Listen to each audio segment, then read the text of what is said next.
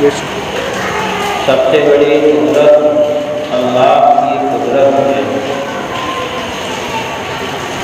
اسی لیے لوگوں نے ارشاد فرمایا کہ جب کوئی دقت پریشانی کا سامنا آپ کو آئے تو آپ لا حول ولا قوت الا باللہ کا ذکر کریں، جس کا مطلب ہے کوئی طاقت اور کوئی قوت نہیں ہے سوا اللہ کی، اور وہی طاقت اور وہی قدرت وہی قوت سے انسان کو اسی کی طاقت سے اسی کی قوت سے انسان کو نجات ملتی ہے۔ ایک نبی گزرے ہیں جن کا ہم آپ نماز میں درود شریف میں ذکر کرتے ہیں، نام ہے حضرت ابراہیم علیہ السلام۔ ہمارے نبی پاک صلی اللہ علیہ وسلم کی نسل بھی انہیں سے جاری ہے۔ حضرت ابراہیم علیہ السلام کے دور میں ایک بادشاہ تھا جس کا نام نمرود، بڑا ظالم تھا،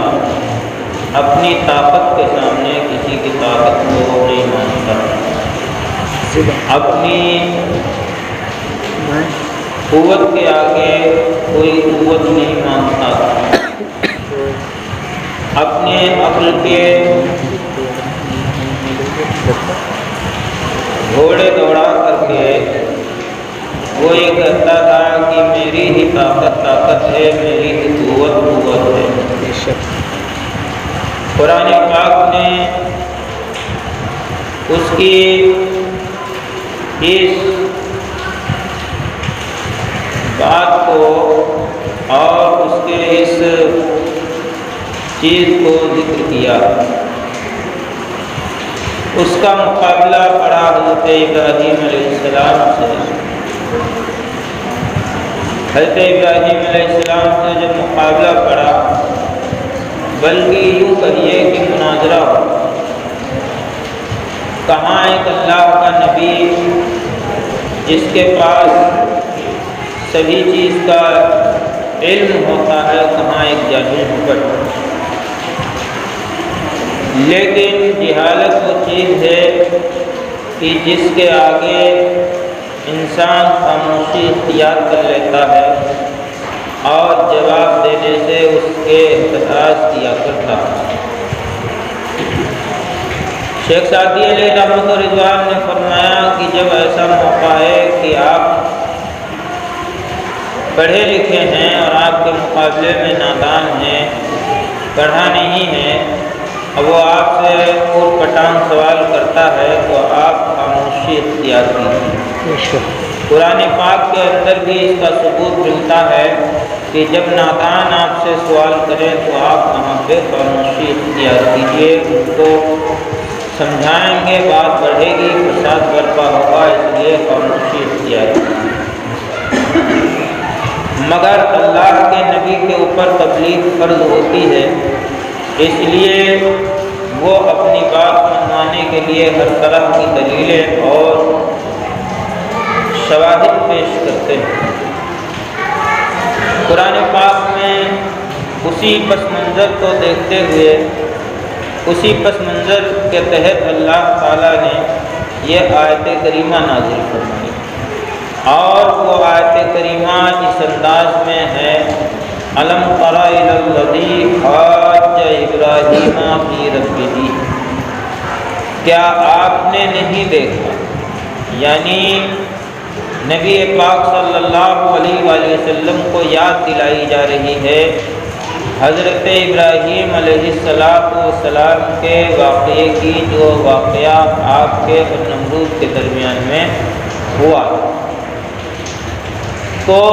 آپ کا زمانہ بہت پہلے ہوا ہے اور نبی پاک صلی اللہ علیہ وآلہ وسلم کا زمانہ بہت بعد میں ہوا۔ یہاں پہ ایک اعتراض پیدا ہوتا ہے کہ یاد دلایا اسے جاتا ہے جس کے سامنے پہلے سے واقعہ وہ ہو چکا ہوتا ہے۔ تو اللہ تعالیٰ نے نبی پاک صلی اللہ علیہ وسلم سے فرمایا کیا آپ نے نہیں دیکھا؟ مطلب یہ ہے کہ آپ نے اس واقعے کو دیکھا، اسی لیے آپ کو دوبارہ وہ واقعہ یاد دلایا جا رہا ہے۔ اس سے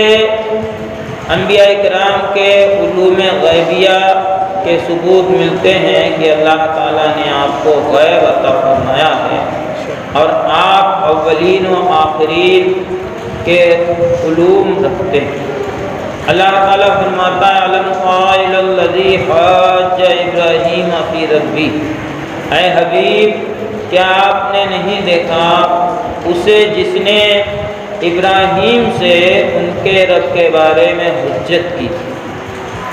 اللہ کی وحدانیت کے بارے میں، اللہ کی ذات کے بارے میں، وہ پروردگار عالم جسے فنا نہیں ہے، ہمیشہ ہمیش بقا ہے، اس کی ذات کے بارے میں بحث کی، حجت کی، مناظرہ کیا اس کا۔ اب وہ جو ہے حجت کرنے والا کون تھا؟ ان آتاہ اللہ الملک، اللہ تعالیٰ نے اس کو ملک عطا کیا، بادشاہ بنایا۔ اس نے کہا ابراہیم علیہ السلام سے اذ قال ابراہیم ربی الذی یحیی و یمیت، تمہارا رب کون ہے جس کی تم تبلیغ کرتے ہو اور جس کی وحدانیت کا اعلان کرتے ہو کہ نمرود خدا نہیں ہے، خدا جو ہے وہ اللہ پاک ہے، انسان نہیں خدا ہو سکتا ہے، خدا جو ہے وہ پروردگار عالم ہے۔ نمرود نے یہ بات کہی کہ کون ہے تمہارا خدا؟ تو ابراہیم علیہ السلام نے کہا ربی الذی یحیی و یمیت، میرا رب وہ ہے جو مارتا اور جلاتا۔ یہ ایسے بات لائے ابراہیم علیہ السلام کی نمرود کے پاس اس کا کوئی جواب نہیں، مگر وہ بات ابھی میں نے کہی ہے کہ جاہل کی جہالت سے بچنے کے لیے اللہ تعالیٰ نے ہمیں خاموش رہنے کا حکم دیا۔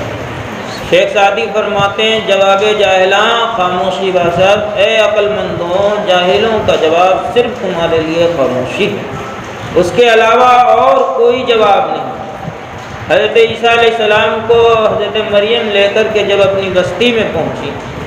تو حضرت مریم سے اللہ تعالیٰ نے فرمایا اے مریم تمہاری شادی نہیں ہوئی ہے، تم جاؤ گی بچہ لے کر کے، اپنے بچے عیسیٰ کو لے کر کے جاؤ، تو آپ سے وہاں کے لوگ پوچھیں گے کہ یہ بچہ کہاں سے لائی ہے، تو اس لیے وہاں پہ آپ کہہ دینا انی نذرت للرحمن صوما، آج میں نے نہ بولنے کا رب کے لیے روزہ رکھ لیا کہ میں بولوں گا نہیں۔ اور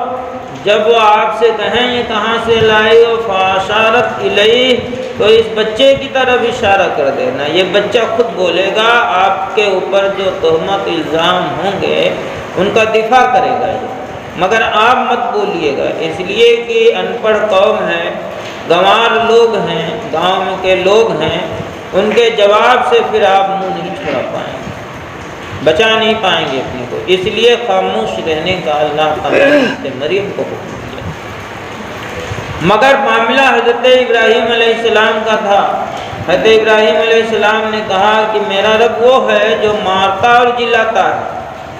یہ ایسی دلیل ہے، ایسی دلیل ہے کہ اس کے آگے کتنا ہی بڑا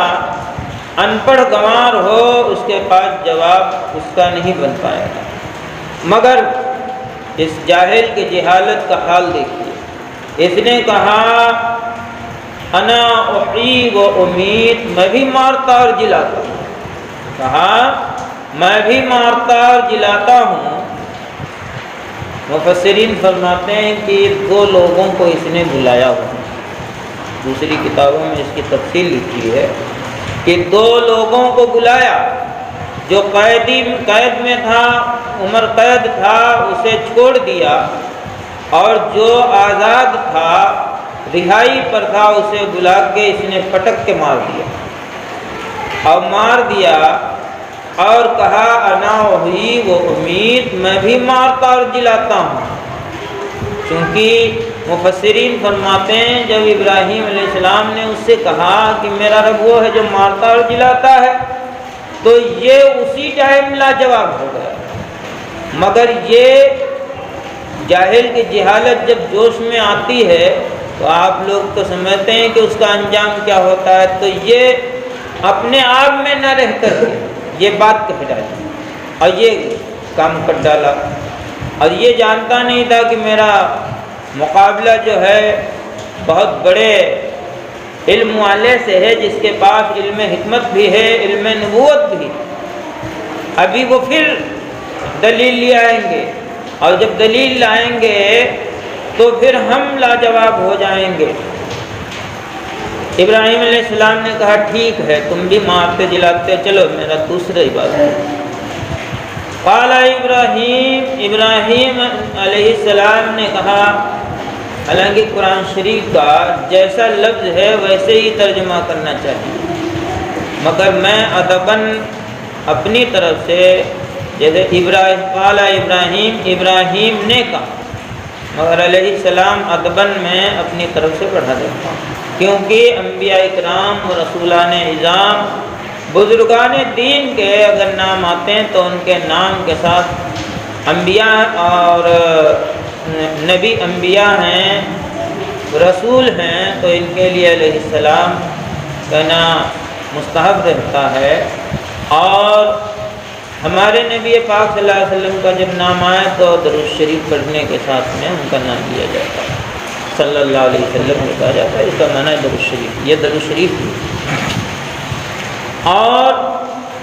بزرگان دین جیسے صحابہ اکرام ہیں، غوث پاک ہیں، خواجہ صاحب ہیں، دیگر بزرگان دین ہیں، تو ان کے ساتھ میں رضی اللہ عنہ رحمۃ اللہ علیہ الرحمہ کہا جاتا ہے، تو یہ ادباً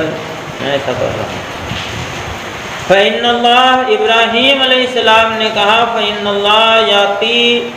بالشمس من المشرق فاتی بها من المغرب، اللہ کی شان۔ بات کس پہ ہو رہی تھی ابراہیم علیہ السلام سے؟ بات ہو رہی تھی اللہ کے بارے میں، کس سے؟ نمرود سے۔ نمرود نے پہلی دلیل آپ نے دی کہ میں بھی مارتا، اللہ وہ ہے جو مارتا اور جلاتا ہے، تو نمرود نے کہا میں بھی مارتا جلاتا ہوں، تو اللہ سے ابراہیم علیہ السلام نے کہا سنو، فإن اللہ یاتی بالشمس من المشرق فاتی بها من المغرب، اللہ کی شان یہ ہے کہ وہ سورج کو پورب سے نکالتا ہے، تو اس کو پچھم سے نکالتا۔ اب کیا؟ ابھی تک تو اس کے بس کی بات تھی، اپنے جاہلانہ جواب میں اس نے یہ کر بھی ڈالا تھا کہ ایک قیدی کو رہا کر دیا اور ایک کو مار دیا، اور کہا میں بھی مارتا جلاتا ہوں، مگر اب یہ کیسے اس سے ہو سکتے؟